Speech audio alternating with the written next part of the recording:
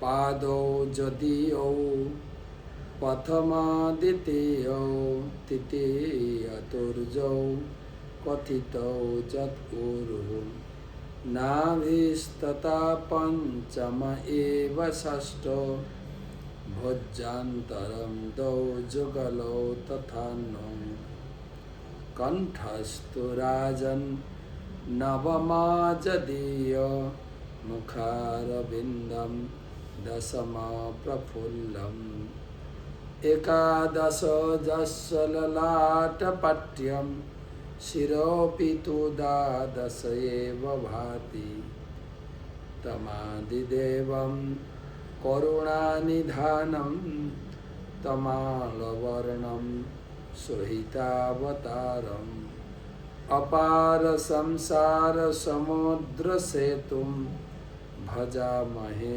भागवत स्वरूपम्। ग्रंथराज श्रीमद् भागवत महापुराण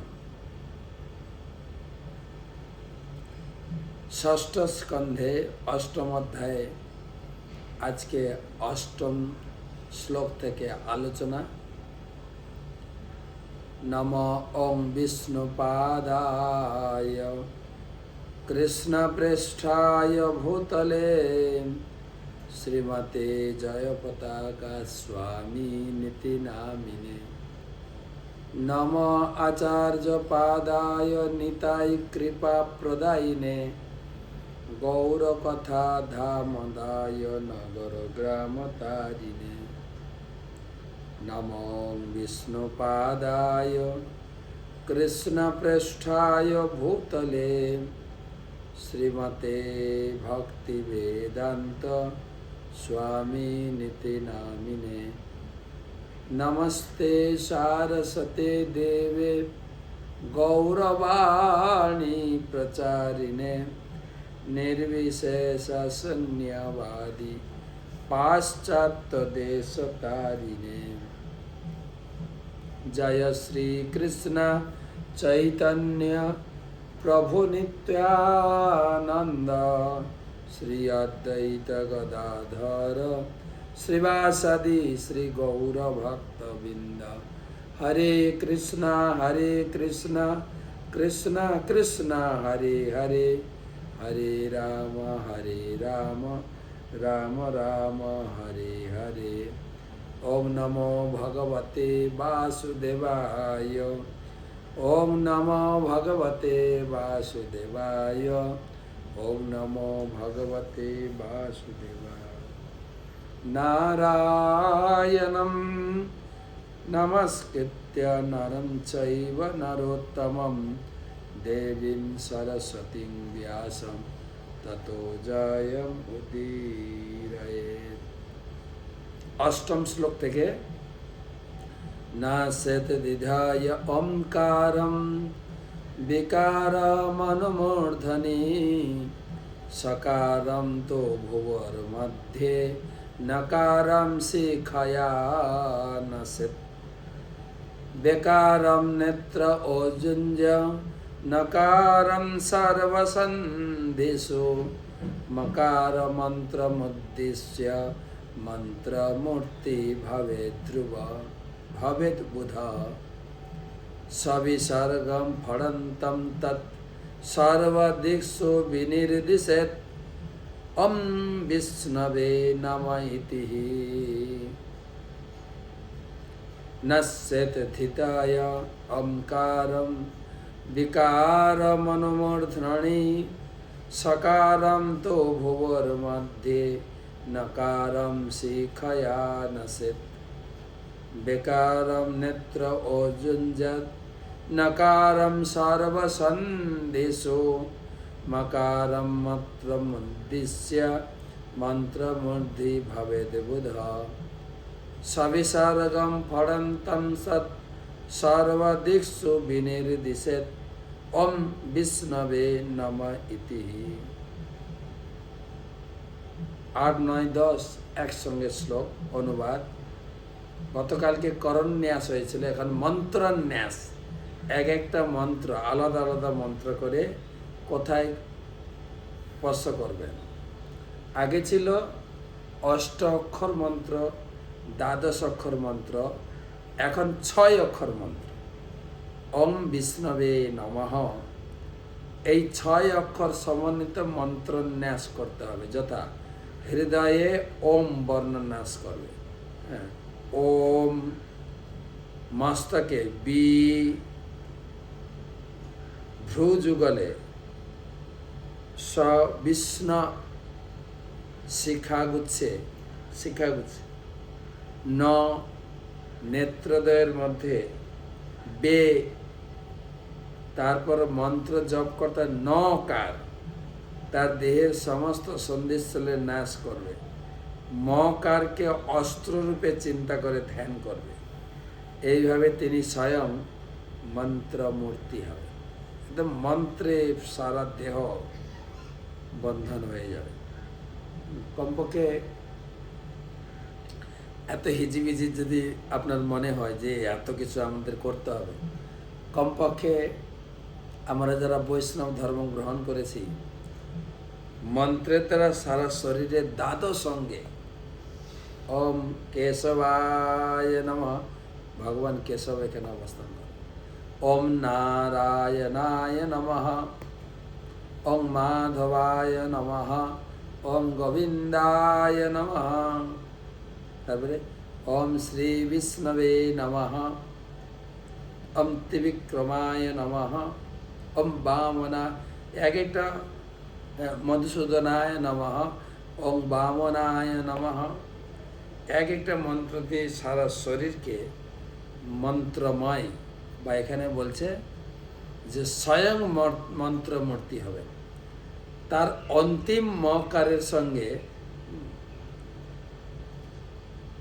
বিসর্গ যুক্ত করে পূর্ব দিক থেকে শুরু করে সর্বদিকে ম অস্ত্রায় ফট এই মন্ত্র উচ্চারণ করবে। এইভাবে সমস্ত দিক থেকে এই মন্ত্ররূপ কবচ আপনার শরীরকে সুরক্ষিত রাখে। কমপক্ষে এই মন্ত্র দিয়ে শরীরকে কিভাবে কবচের মতো বন্ধন করতে হবে সেটা বিশ্বরূপ এই মন্ত্র তিনি ইন্দ্রকে দিয়েছিলেন। আমি আপনাদের বলবো, যা বর্ণনা হয়েছে আপনাকে আলাদা করে শিখতে হবে না। যারা আমরা ডেলি তিলক মন্ত্র করি, এই তিলকের দ্বারা সারা শরীরকে সুরক্ষিত রাখে। 11 নম্বর শ্লোক। আত্মানং পরমম ধ্যায়েত ধ্যেয়ং ষটশক্তিভির্যুতম বিদ্যা তেজ তপো মূর্তি মিমং মন্ত্রমুদাহরেৎ। আত্মানং পরমম ধ্যায়েত ধ্যেয়ং ষটশক্তিভির্যুতম বিদ্যা তেজ তপো মূর্তি মিমং মন্ত্রমুদাহরেৎ। এই ন্যাস সমাপ্তির পর নিজেকে ষড়ৈশ্বর্যপূর্ণ এবং ধ্যেয় পরমেশ্বর ভগবানের সঙ্গে গুণগতভাবে এক বলে চিন্তা করতে হবে। তারপর নারায়ণ কবচ নামক মন্ত্র, এবারে নারায়ণ কবচ মন্ত্র শুরু হবে। এতক্ষণ মন্ত্র জপ করার আনুষঙ্গিক বলা হলো। যেরকম আমরা হরিনাম জপ করি বা গায়ত্রী মন্ত্র জপ করি। আমার গুরুদেব পরম পূজ্য শ্রী শ্রীমৎ জয় পতাকা স্বামী গুরু মহারাজ, তিনি তার ক্লাসে বললেন, যারা ব্রাহ্মণ দীক্ষা পাওনি, ত্রিসন্ধ্যা তোমরা 108 বার করে হরে কৃষ্ণ মহামন্ত্র জপ করো। তা আমি চণ্ডীগড়ে ছিলাম না, আজকেও আছি। এই ক্লাসের পরে আমরা বেরিয়ে যাব, মায়াপুরের উদ্দেশ্যে রওনা দেব। তো এই চণ্ডীগড়ে এক ভক্ত বলেছিলেন, গুরু মহারাজের সেই কথাটি আমি পালন করার চেষ্টা করি। সকালে, দুপুরে, রাত্রে, ত্রিসন্ধ্যা একদম কর গুনে গুনে 108 বার হরে কৃষ্ণ মহামন্ত্র নিবিষ্ট চিত্তে আমি জপ করছি। আমি বললাম, হ্যাঁ করুন। এমনিতে মালাই 16 মালা আমি করি বলছেন, এটা এক্সট্রা। আমি বললাম অবশ্যই করবেন। আর এইটা করতে করতে আপনার অভ্যাস হয়ে যাবে ত্রিসন্ধ্যা গায়ত্রী মন্ত্র জপ করবেন। এই গায়ত্রী মন্ত্র জপ বা হরিনাম জপ, যা জপই আমি করুন না কেন, এই জপ করার শুরুতে এই যে প্রক্রিয়া দেওয়া আছে করন্যাস, আমরা আচমন করতে পারি, আচমন করতে হবে। ওম কেশবায় নমঃ, নারায়ণায় নমঃ, সংক্ষেপে আচমন, বৃহৎ আচমন করে নিজেকে পবিত্র করে পবিত্র আসনে বসে নিবিষ্ট চিত্তে ভগবানকে হৃদয়ে ধ্যান করতে করতে নাম জপ করা, হরিনাম জপ হোক বা গায়ত্রী মন্ত্র জপ হোক। এবারে নারায়ণ কবচ মন্ত্রের জপ শুরু হবে 12 নম্বর শ্লোক থেকে। তো আমি আজকে নারায়ণ কবচ মন্ত্র পড়ছি না। গতকালকে আপনাদের শুনিয়েছিলাম কুরুক্ষেত্রের মাহাত্ম্য, আজকেও শোনাই কুরুক্ষেত্রের, আজকে এবং কালকে আরো 2 দিন শোনাবো। দেখে যা ভালো লেগেছে। গতকালকে আমরা কুরুক্ষেত্রের কথা শুনিয়েছিলাম,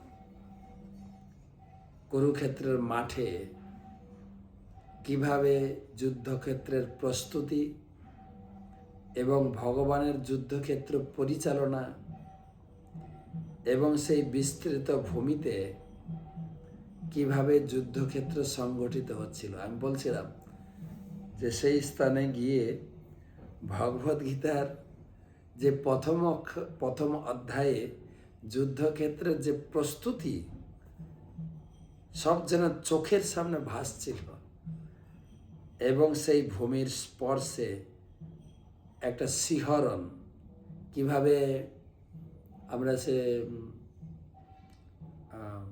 সিরিয়াল দেখেছি, কিভাবে যুদ্ধক্ষেত্রে শঙ্খ দামামা বাজছে, সেখানে অনুভূতি হচ্ছিল। তবে যে আমাদের গাইড ছিলেন উনি বলছিলেন এখানে যদি সন্ধ্যা পর্যন্ত থাকেন আপনি এখানে সেই যে যুদ্ধক্ষেত্রের 3D শো আপনি দেখতে পারেন। দেখারও ইচ্ছা হলেও যেহেতু আমাদের প্রোগ্রাম সেটিং ছিল তো আমরা থাকতে পারিনি। এবং বলছিলেন এখানে ফাউন্টেন রয়েছে, ফোয়ারার মাধ্যমে দেখানো হবে রাত্রের আলোকে, আলোকচিত্র এবং ফোয়ারা দেখানো হবে কিভাবে যুদ্ধক্ষেত্র হচ্ছে, ভগবান কৃষ্ণ কিভাবে অর্জুনের রথকে পরিচালিত করছেন এবং কিভাবে অর্জুন বীর বিক্রমের যুদ্ধে এগিয়ে চলেছেন। এইসব সিন জানি না, যদি পরে কখনো সুযোগ সুবিধা হয় আবার কুরুক্ষেত্র যাওয়ার ইচ্ছা থাকলো, অভিলাষ থাকলো। তো আজকে সেই কুরুক্ষেত্রের মাঠের ভিতরে আরেকটা পবিত্র স্থান, যেটাকে বলে নরকতারি বা ভীষ্মকুণ্ড। কাহিনী হচ্ছে এরকম যে যুদ্ধ শুরুতে কৌরব পক্ষের সেনাপতি ছিলেন ভীষ্মদেব, বীর বিক্রমে যুদ্ধ হচ্ছে এবং বেশ কয়েকদিন যুদ্ধ হয়ে গেছে। কৌরবদের সঙ্গে পাণ্ডবদের, বিশেষ করে অর্জুনের সঙ্গে ভীষ্মদেব, দ্রোণাচার্য, দুর্যোধনের ভরসা ছিল যেহেতু গুরুদেব দ্রোণাচার্য, পিতামহ ভীষ্ম আমাদের দলে রয়েছেন, আমাদের জয় নিশ্চিত। ঠিক যেরকম আমাদের পশ্চিমবঙ্গে কুরুক্ষেত্র চলছে এখন, ভোটের যুদ্ধ, আর এর মাঝখানে মিডিয়া লোকেরা যা ফায়দা লুটছে। সবাই কিন্তু মরিয়া আমরা জিতবো, কেউ হারবো বলছে না, কিন্তু উভয় পক্ষ। আমার এইসব শুনে একটা পজিটিভ বিচার এসে গেছে। কখনো কোনো জিনিসে পিছিয়ে পড়া বা হেরে যাওয়া চিন্তা যেন না করি। বা কখনো কখনো আমরা রোগ ব্যাধির থেকে বেশি হচ্ছে ভেঙে পড়া। কমপক্ষে রাজনীতিক লোকদের কাছ থেকে একটু শিখেছি পিছিয়ে পড়া না, হ্যাঁ, সবসময় পজিটিভ চিন্তা করুন। না আমার কোনো রোগ ব্যাধি হয় না, তো আমি ঠিক আছি, তো চলো সবসময়। আমি একটা ইউটিউব দেখছিলাম, পজিটিভ থিঙ্কিং, তো উনি বলছিলেন যে ডক্টর আমাকে বলেছিলেন তোমার জটিল ক্যান্সার হয়ে গেছে এবং তার জন্য অনেক চিকিৎসাও করেছি। তো একজন কনসালটেন্ট, এখন সাইকোলজিস্ট বেরিয়েছে, অনেক কিছুতে রোগ ব্যাধি চিকিৎসা, বিভিন্ন প্রকার ঔষধ বা আধুনিক চিকিৎসা ব্যবস্থায়ও রোগ সারছে না। একজন কনসালটেন্ট ওনাকে বললেন, না তো কে বলেছে আপনার ক্যান্সার হয়েছে? না আমি তো দেখতে পাচ্ছি না, আমার ডায়াগনোসিসে ক্যান্সারের কোনো চিহ্নই দেখছে না। আপনি সুস্থ থাকুন, সুস্থ থাকুন, সুস্থ আছেন, সুস্থ থাকেন কি সুস্থ আছেন? যে হয়তো বলেছে আপনার, বা যদি রিপোর্টেও বলে থাকে আপনার ক্যান্সার হয়ে থাকে, মনে হয় রিপোর্টের কিছু গলদ রয়েছে। আমি আপনার শরীরে একটিকো ক্যান্সারের চিহ্ন দেখতে পাচ্ছি, কোনো সিমটমই নেই আপনার। আপনি সুস্থ ব্যক্তি, ভালো থাকুন এবং সুস্থভাবে আপনার যা খেতে মন চায়, যাতে আপনি খুশি থাকেন সেইভাবে থাকুন। যা পড়তে ভালো লাগে, যা করতে ভালো থাকুন।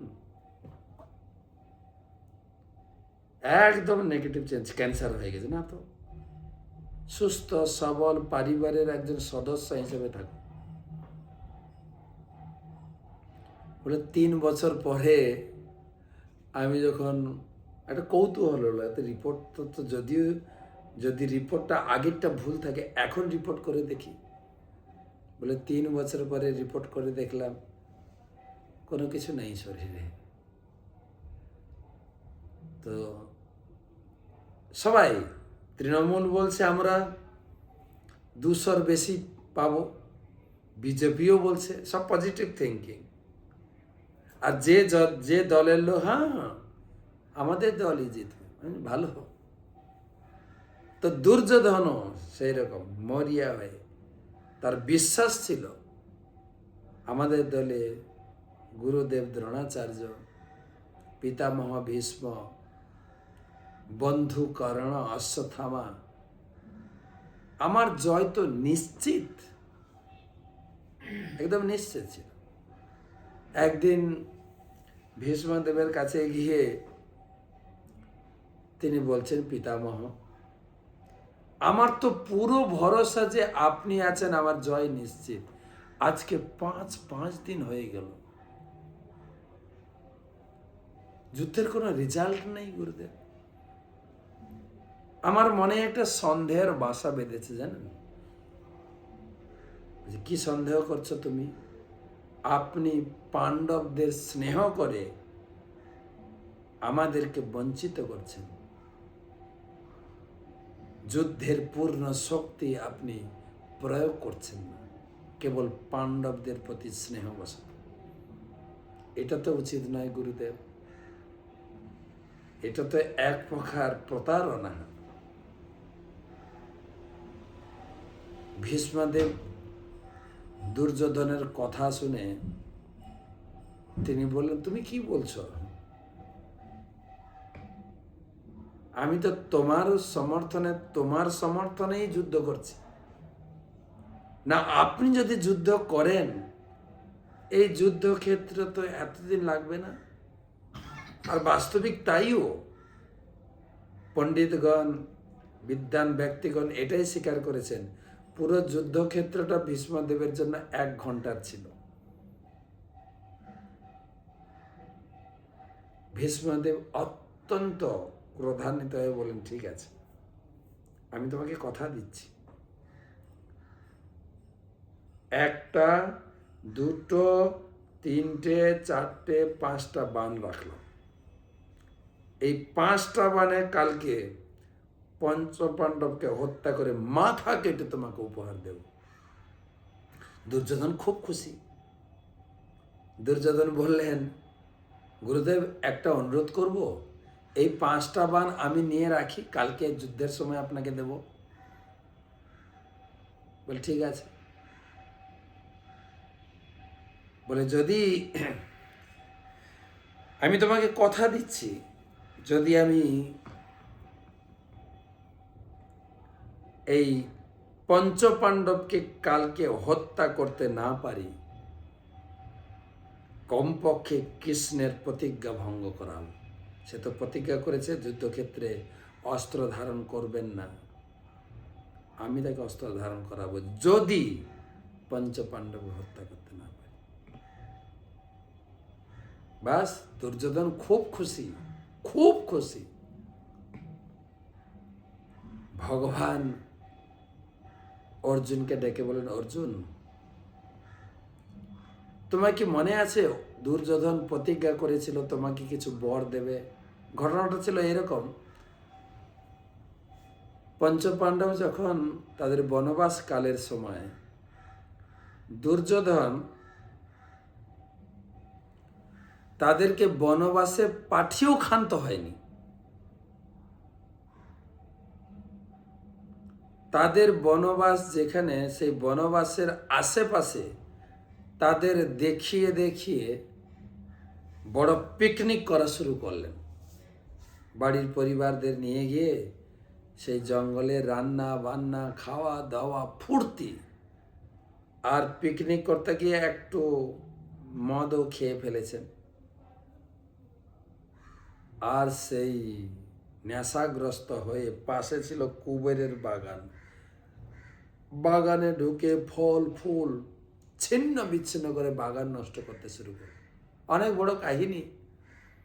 বাগানের যে সিকিউরিটি গার্ড ছিল খবর দিয়েছেন কুবেরকে, আর সেই কুবেরের লোকজন এসে তাদেরকে পরাস্ত করে দুর্যোধনকে বন্দি করে নিয়ে গেছে। দুর্যোধনের পক্ষের কোনো দূত এসে যুধিষ্ঠির মহারাজের কাছে সেই সমাচার দিলেন, দুর্যোধন বন্দী হয়েছে। যুধিষ্ঠির মহারাজ সহ্য করলেন না। সে কি, কার এমন শক্তি কৌরব পরিবারকে পরাজিত করে বন্দী করতে পারে? অর্জুন, তুমি যাও দুর্যোধনকে বন্ধন মুক্ত করো। অর্জুন বলছেন, ভাইয়া আমাকে যেতে বলছে? হ্যাঁ, দুর্যোধন তো আমার ভাই, নিজের ভাই, যাবে না কেন? অর্জুন কিছু কথা না বলে চুপচাপ ধনুর্বাণ নিয়ে ছুটলেন। বড় ভাইয়ের আদেশ,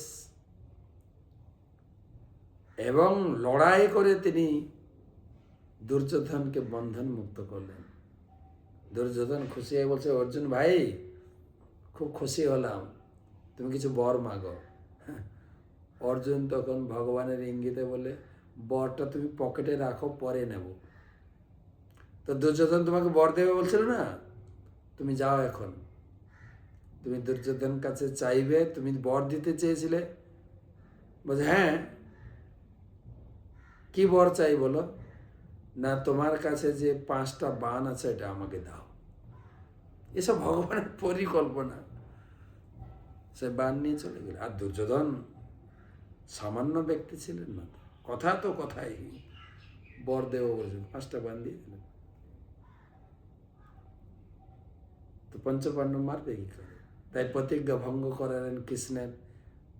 কৃষ্ণ নিজ প্রতিজ্ঞা ভঙ্গ করে অস্ত্র ধারণ করলেন। এসব কাহিনী আছে। যুদ্ধতে কেউ তো ফিরে আসার মানে পিছিয়ে যাওয়ার লোক নয়। ভগবান অর্জুনকে পাঠালেন পিতামহর কাছে, যাও জিজ্ঞেস করো, দাদাজি, পিতামহ আপনাকে কি করে হারাতে পারে, টেকনিকটা একটু বলুন না। আর অর্জুনকে খুব স্নেহ করতেন ভীষ্মদেব। ভীষ্মদেব টেকনিক বলেই দিলেন, আমাকে কি করে হারাবে। আমার প্রতিজ্ঞা আছে, কোনো মহিলাকে দেখলে আমি যুদ্ধ করবো না। আর মহিলা না নপুংস, হিজড়ে, তাকে বসিয়ে দিলেন রথের সামনে, বসিয়ে রথ এগোতে থাকলো। আর তাকে দেখে, শিখণ্ডী, তাকে দেখে ভীষ্মদেব বলেন আমি যুদ্ধ করব না। আর ভগবান শ্রীকৃষ্ণ বলেন এইটাই তোমার সুযোগ, শটাং শটাং করে তীর বিদ্ধ করো। আর তীর বিদ্ধ করে করে করে করে ফেলে দিলেন রথ থেকে নিচে। মহান ব্যক্তি মাটি স্পর্শ করলেন না, তীরের উপরে তিনি থেকে গেলেন, অর্থাৎ সরসজ্জায়। ডানলভ গতি না, কিন্তু সরসজ্জায়। এই পুরা কাহিনী মহাভারত ভাগবতমের প্রথম স্কন্ধে বর্ণিত। মহাভারতের সার কথা সংক্ষেপে নিয়ে এসছেন ব্যাসদেব।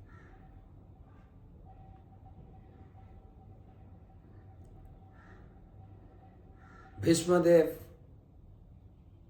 সেনাপতি ছিলেন, 10 দিনের মাথায় অর্জুন তাকে সরসজ্জায় বিঁধে দিলেন। সারা শরীর তীরের উপরে, তো মাথা ঝুলে আছে। দুর্যোধনকে বলছেন আমার মাথাটাকে উঁচু করার জন্য কিছু ব্যবস্থা করো, অর্থাৎ বালিশ নিয়ে আসো, তকিয়া নিয়ে আসো। আর আমার খুব জল পিপাসা পেয়েছে। দুর্যোধন সোনার বালিশ, সোনার গ্লাসে একদম কুল কুল পানি, জল নিয়ে এসে হাজির। ভীষ্মদেব বলেন না, এই সরসজ্জায় এই বালিশের প্রয়োজন নেই। অর্জুন, আমার এই দুটো ব্যবস্থা তুমি করো। অর্জুন তখন দুটো তীর মারলেন সাইডে, এমনভাবে মারলেন মাথাটা ধরে রাখলেন। সেই চিত্র এখনো আছে, সেটাই দেখলাম। আমার মনে হয় ভিডিও এখনো পাননি হয়তো আপনারা, যেখানে দাঁড়িয়ে আমি সব ছবি তুলছিলাম, দেখাচ্ছি।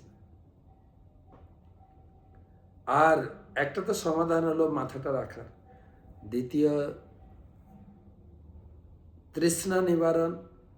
অর্জুন ভূমিতে বাণ নিক্ষেপ করে, বাণ গঙ্গাকে প্রকটিত করলেন। সেই গঙ্গা একদম সরাসরি ভীষ্মদেবের মুখে। আর গঙ্গা তো ভীষ্মদেবের নিজের মা। বলা হয় গঙ্গা এলেন ভীষ্মদেবের অন্তিম মুহূর্তে ছেলেকে দেখতে। আর সেই জায়গায় যেখানে বলে ভীষ্মকুণ্ড, আর ওই গ্রামটার নাম হয়ে গেছে নরকাতারি। অর্থাৎ ওই জায়গায় গেলে, সেই জল স্পর্শ করলে, আর সেই চিত্রটা মনে করলে আপনার আর নরকে যেতে হবে না। নরকতারিহি। দেখলাম গ্রামের নামও বাস স্ট্যান্ডে লেখা আছে নরকাতারি বাস স্ট্যান্ড। ভীষ্মদেব থাকলেন, যুদ্ধ চলতেই থাকলো। বলা হয় ওখানে লেখা আছে, দেখলাম 10 দিনের মাথায় ভীষ্মদেব অর্জুনের বাণে বিদ্ধ হয়ে তিনি পড়ে গেলেন। যুদ্ধ তো হয়েছিল 18 দিন। এবারে যুদ্ধ হলো, যুদ্ধে পাণ্ডবরা জিতে গেলেন। ভগবান কৃষ্ণ তিনি যুধিষ্ঠির মহারাজকে অনুরোধ করলেন, আপনারা ভোটে জিতে গেছেন, এবারে চলুন শপথ বাক্য পাঠ। এখন বলে শপথ বাক্য, আগে ছিল রাজ্য অভিষেক। তো কালকে রাজ্য অভিষেকের তৈরি করা হোক। যুধিষ্ঠির মহারাজ বেঁকে বসলেন, কৃষ্ণ আমি রাজা হব না। বলছে কেন?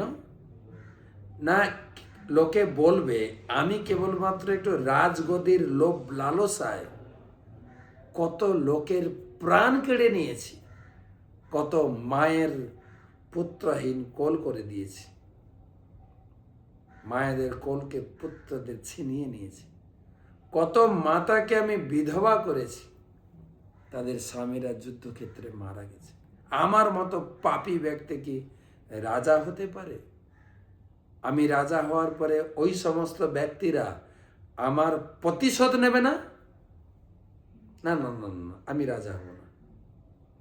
ভগবান তো মাথায় হাত। ভগবান বললেন, রাজা হবেন না তো জিতালাম কেন? ভগবান জিতিয়েছেন, এনারা জেতেনি। হায়, পরে তুমি যা বলো, আমি রাজা হব। তখন ভগবান যোজনা করলেন, ঠিক আছে, আপনার ছোট ভাই অর্জুনকে আমি গীতার জ্ঞান দিয়ে তার মোহ দূর করতে পেরেছিলাম, প্রাইমারি স্কুলের শিক্ষা, কিন্তু আপনি তো আমার থেকেও বড়, আপনাকে আমি কি করে বুঝাবো? চলুন কালকে সেই কুরুক্ষেত্রের মাঠে আমাদের পিতামহ তাকে একটু দর্শন করতে যাব।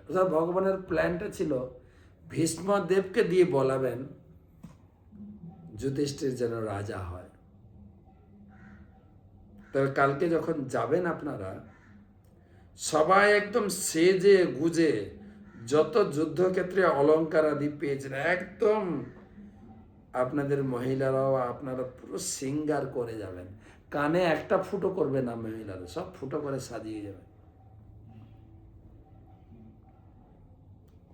প্রভুপাদ লিখেছেন ভাগবতমে যে ভীষ্মদেব সরসজ্জায় তিনি এত কষ্টে তিনি কেন ছিলেন। দেখুন, আমরা আইসিইউতে থাকি কখনো অসুস্থ হয়ে, ওই সরসজ্জার মতোই কিন্তু চারিদিকে নল ফুটিয়ে রাখে, পায়ে, হাতে, মাথায়, কানে, কি বলে, পায়ুতে, উপস্থতে, সব নলে প্রস্রাব করো, নলে পায়খানা করো, নলে খাও, চারিদিকে নল ঢুকানো যায়। ওটা সরসজ্জা নয় কি?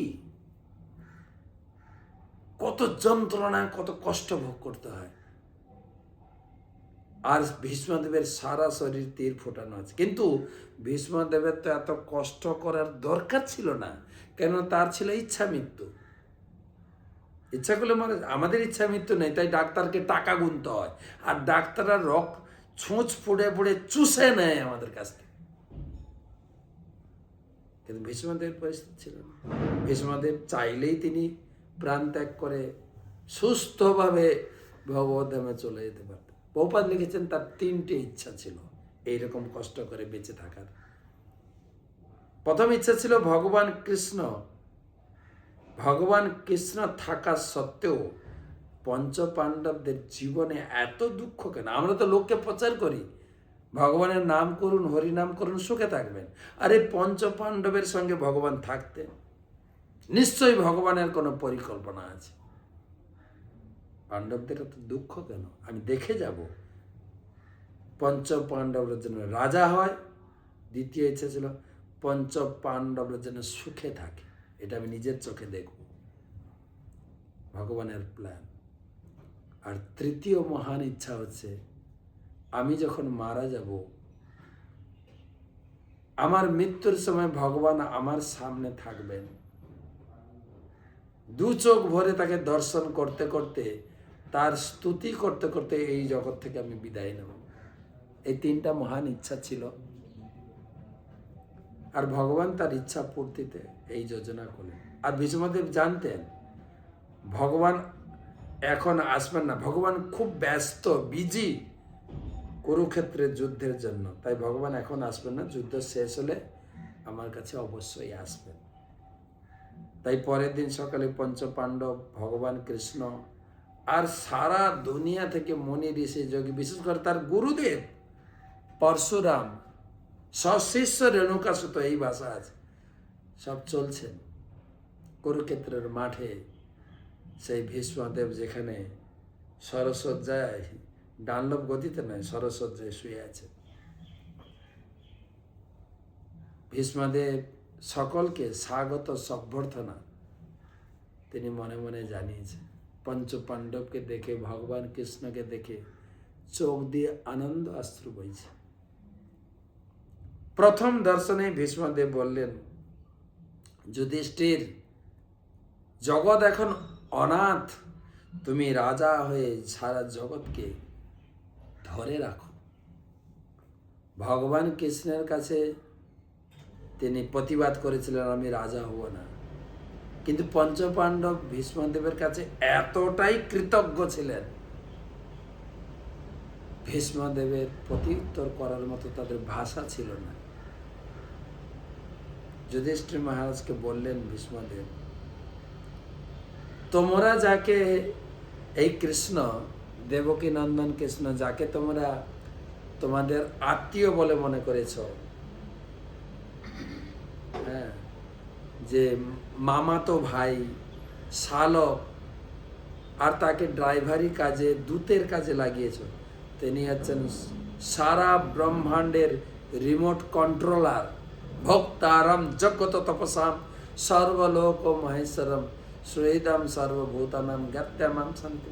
তিনি হচ্ছেন সারা জগতের বিশ্ব ব্রহ্মাণ্ডের মালিক। তিনি চাইছেন ধর্মরাজ্য প্রতিষ্ঠা করবেন, তুমি রাজা হও। ভগবানের তো কাজ হয়ে গেল। ভগবান যুধিষ্ঠির মহারাজ ইঙ্গিত করছেন, মহারাজ লোকটা কিন্তু এখনই মারা যাবে, যা জানার দরকার জিজ্ঞাসা করো। হয় না যখন বাড়িতে বাবা বা দাদু মারা যায়, ও বাবা কার কাছে কত টাকা রেখেছো, আর কোথাও টাকা পয়সা আছে নাকি, সন্ধান দিয়ে যাও। যুধিষ্ঠির মহারাজকে ভগবান উস্কানি দিলেন, জিজ্ঞাসা করুন। তখন সে বিশাল সভাকে যুধিষ্ঠির মহারাজ তিনি জানতে চাইলেন যে হে পিতামহ, আপনি আমাকে দান ধর্ম, বর্ণাশ্রম ধর্ম, স্ত্রী ধর্ম বিস্তার করে আমাকে ব্যাখ্যা করুন, এবং ভগবান কৃষ্ণের উপস্থিতিতে বিশাল ধর্মসভার মাঝে ভীষ্মদেব তিনি বিশাল লেকচার প্রদান করলেন শুয়ে শুয়ে, যেখানে ভাগবতমের প্রথম স্কন্ধে বিস্তারিত বর্ণনা রয়েছে, আপনারা পড়ে নেবেন।